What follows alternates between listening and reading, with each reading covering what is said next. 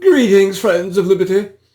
If we gaze across the channel again to France and see what an exotic assortment of ideas and false philosophies they do manage to cobble together past Calais, spawned by that ragged assortment of thinkers those Frenchies possess.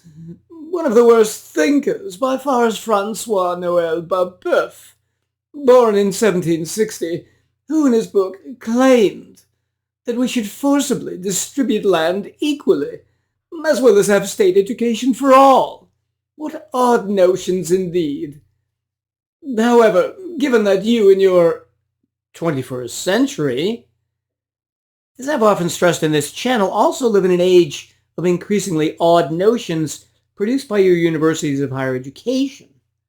One of the notions that many people imbibe almost with their mother's milk is the same idea advanced by Francois Noel, the idea that education is a public good. In other words, they believe that education is something like a police force, or the courts, or the armed forces, where if everyone is forced to pay for it, society is just better off. But the reality is that public education is not a public good, but instead the opposite, a public bad.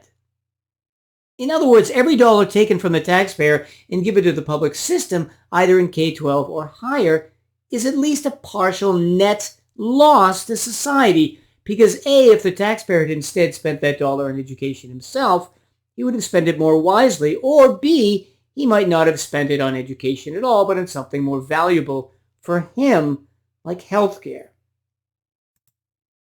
So what happens then in our modern world when hundreds of millions of people believe in the notion that education is a public good?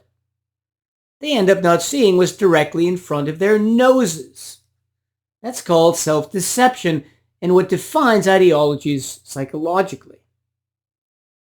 This book, The Beautiful Tree, A Personal Journey into How the World's Poorest People Are Educating Themselves, describes how James Tooley, longtime educational researcher, and another fellow Englishman discovered something right in front of the noses of many educational experts who either missed it or missed its importance.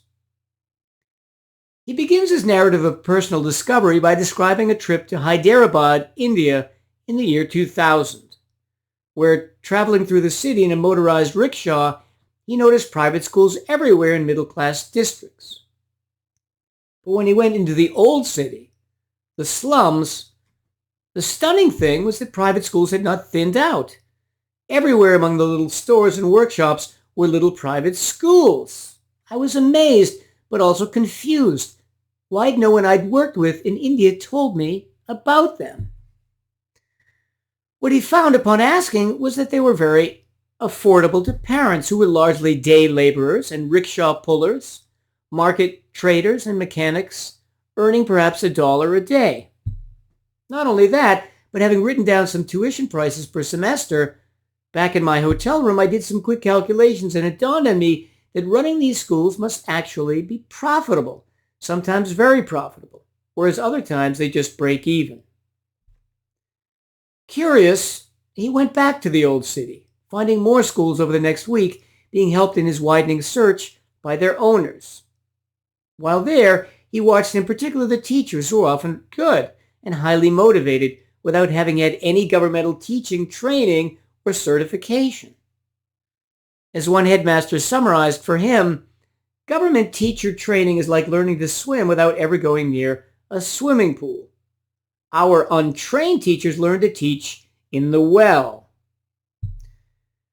Or, as one parent said, teachers in public schools might be very good at studying, but they're not very good at teaching. Tooley found, too, there that some children, up to 20%, were offered scholarships or even given free tuition, despite the fact that many schools were for-profit. But when Tooley concluded this investigative interlude and went back to Delhi to talk to the World Bank, he found they had never heard of private schools serving the poor and were frankly puzzled about how schools charging only $10 a year could exist except through charity. One staffer, however, aware that they existed, gave him some references, but in these he found oddly that discussion of private schools for the poor was somehow veiled or referred to tangentially and ignored in subsequent writings. And this despite the fact that some reports clearly described how bad the public schools were, finding, for example, that when researchers had called unannounced on a large random sample of government schools, in only half was there any teaching activity at all. Another, the Oxfam education report, although admitting there was a growing market for private education among poor households, downplayed its importance. So given that Dr. Tooley was an education researcher, he got to work setting up teams to find and visit the schools in Hyderabad. As he said, my teams were going down every street and alleyway, calling unannounced on every school they found to collect its details and to see what was happening in the classrooms. I couldn't wait to see what they would find. From there, he soon went to Africa to investigate the Nigerian cities of Lagos and Makoko. Not surprisingly, one of the first official people he had to talk to was recently retired as chief inspector of schools for the Nigerian government. His verdict? You might find some charities helping out, but no private schools. Public schools are for the poor. So Tooley, wondering, got a guide and went to the slums of Makoko himself, where the poorest of the poor live, in a fishing community with their houses raised on stilts. And, not surprisingly, he immediately found one that cannot a private school, and when talking to its headmaster, learned that there were 26 other registered private schools and numerous unregistered. When he toured these, he found again, exactly as he had in Hyderabad, that they offered high value in many ways to parents. Specifically, number one, the teachers were drawn from a wide range of retired or religious persons, high school or college grads, or others, thus using the human capital of the community efficiently by taking anyone who could show they do a good job teaching the appropriate grades. Number two, sometimes the very rich private schools, which are often more than 10 times as expensive as the low-fee private schools, would try to shut the low-fee down, complaining to the state that the low-fee schools didn't pass inspection. Number three, the physical plant of the low-fee schools tended to be run down given that they needed to save resources for teaching and to offer a low price for tuition, but nobody much minded since the conditions resembled that of the community which they served and didn't affect learning. As Tooley says, I asked whether the teachers belonged to a union. No union here. No union. We work as a team. We cherish oneness. We have an end-of-term party all together, dancing, eating, and drinking. And what happened when he visited the public schools in Makoko? You don't want to know. He personally saw a teacher whipping a child with a cane, which he had never seen in any private school. As he says, in front of me, without trying to hide it in any way, the headmistress began to chase, then viciously beat with her cane a small girl. She beat her to the ground, and as the girl got up to limp away, she viciously laid into her again. The girl eventually escaped and made her way to the classroom, holding herself, weeping furiously. He asked her later, why don't the parents send their children here? Her explanation was simple. Parents in the slums don't value education. They're illiterate and ignorant. Some don't even know that education is free here, but most can't be bothered to send their children to school. When Tooley then, continuing his research, went to other countries like Ghana and tried to get permission to do research there, he heard yet again, literally, from the Secretary of an Education Minister, in our country, private schools are only for the rich. Going not 2 blocks away to the air-conditioned offices of the British aid agency DFID to see if it could help me find research teams, its education advisor, Charles Kirkhold, told me, there's no money in the villages to pay for private school. Even a deputy staffer employed at a nearby research agency who wanted to help him after she heard of his successes in other countries told him after blushing in her embarrassment, what you found in those other schools doesn't happen here.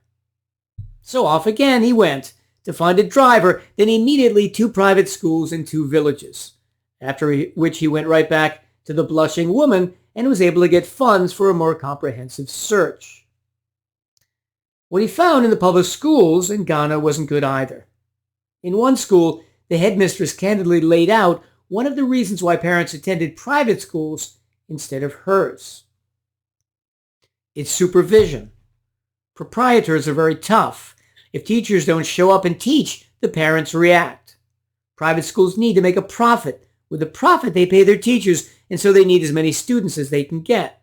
So they are tough with their teachers and supervise them carefully. I can't do that with my teachers. I can't sack them. I can't even remove them if they later don't turn up. Only the district office can, and it's very rare for a teacher to be sacked. An additional problem with public teachers in some countries is that they're there to fulfill some generic teaching requirements needed before they can continue their higher education. So many really don't want to be there at all. So ahead of proving the naysayers wrong yet again in Ghana, this being 3 for 3, if I'm adding correctly, he headed off to the country behind the Great Firewall, where he met the most graphic instance of denial of the existence of private schools for the poor. And yet, what did he find there in the province of Gansu, where he was told, our minorities don't value education, so they will not invest in schools. They don't care about their children? He initially found 5 schools in a remote region, which discovery again allowed him to fund a more comprehensive study. But while this study found many private schools, around 580 in the countryside of China, the percent of private schools there was only about 2% of all schools. This was much smaller than the other countries he had studied, where the percent private was up to 70. Tooley finished his peripatetic research in Kenya, which had scored a massive public relations coup in 2003 when it was granted $55 million to simply pay for abolishing public school fees, seeing as a result a huge increase in public school enrollment. Celebrities such as Bill Clinton, Prime Minister Gordon Brown, and singer Bono touted this increase as illustrating the best way to attack educational poverty in the third world. But was this really the reality? Had this huge philanthropic gift actually resulted in a net increase of student enrollment in Kenya? Tooley set his research teams to work and focused on the Kenyan town of Kibera.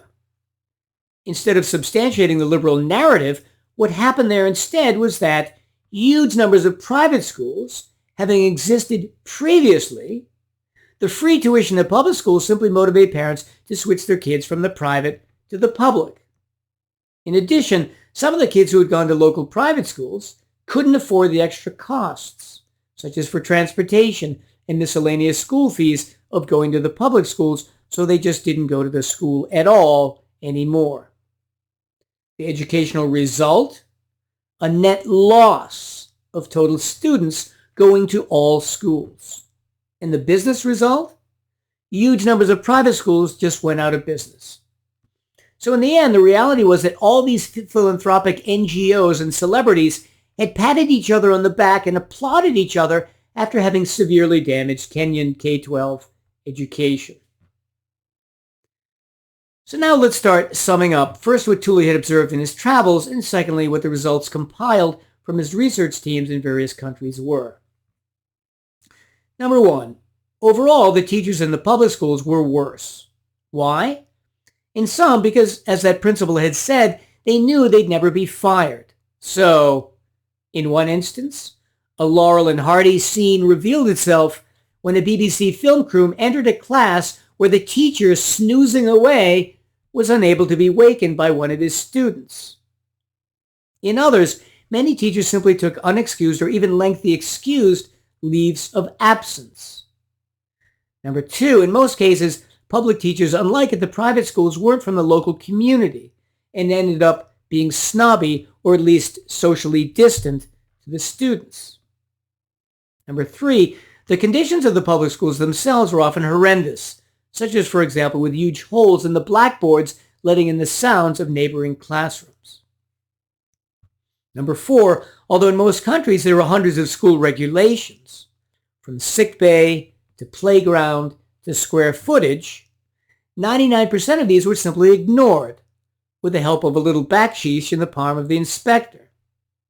None of that mattered, though, since concerned parents, which Tooley shows these poor parents to be, time and time again, were the best regulators, and the proprietors knew the parents would pull their children from a school if they weren't happy. Private schools sometimes went so far as to install CCTV cameras so they could instantly check a classroom and the performance of a teacher. But whether CCTV or in person, they constantly monitored teacher behavior and performance. Now to the data gathered by his research teams to see how private schools compared to public statistically. Number one, public schools had bigger classes with sometimes 2 or even 3 times as many students per teacher. Number two, in total, about 20% more teachers in public than private schools were either not present or not teaching when checked. Number three, contrary to expectation, the only way in which public schools were better in terms of quality building provisions was in having better playgrounds. On all other factors, such as provisions of toilets and safe learning environments, private schools were equal or better. Number four, teachers' salaries in private ranged from 1/7 to 1/3 of public, and overall costs of schooling were a small fraction. That's the value of private education. Number five, the majority of private schools taught English, which is what parents wanted and what many students needed, compared to less than 5% in the public schools. Number six, in terms of student achievement by country. For India, the math scores were about 75% higher for private, so almost twice as good. English language scores for private were on average 150% higher. Native language scores in Hindi were about 85% higher, although in Urdu, the public schools were slightly better by about 3%. When we turn to Africa, we find the same results, just not as strongly pronounced as in India. In Ghana, both math and English scores were about 15% higher for private. In Nigeria, math and English scores were about 50% higher. All again for a fraction of the cost. In China, incidentally, the same general results applied, with private scoring slightly better in math and English, again at a fraction of the cost. Tooley finishes the last 100 pages of this 300-page book partly by describing the 19th and 20th century tragedy of K-12 public school education in India.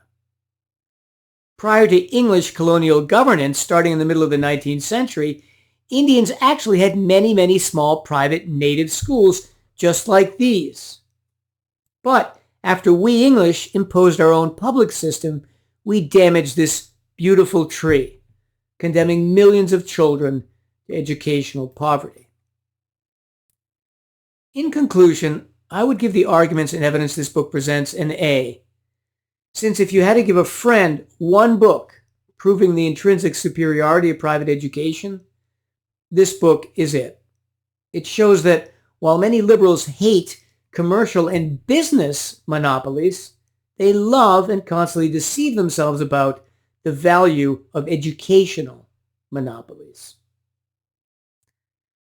On that note of love for a book that demonstrates and celebrates the unparalleled value of educational freedom, I bid you well and remain the Scarlet Pimpernel.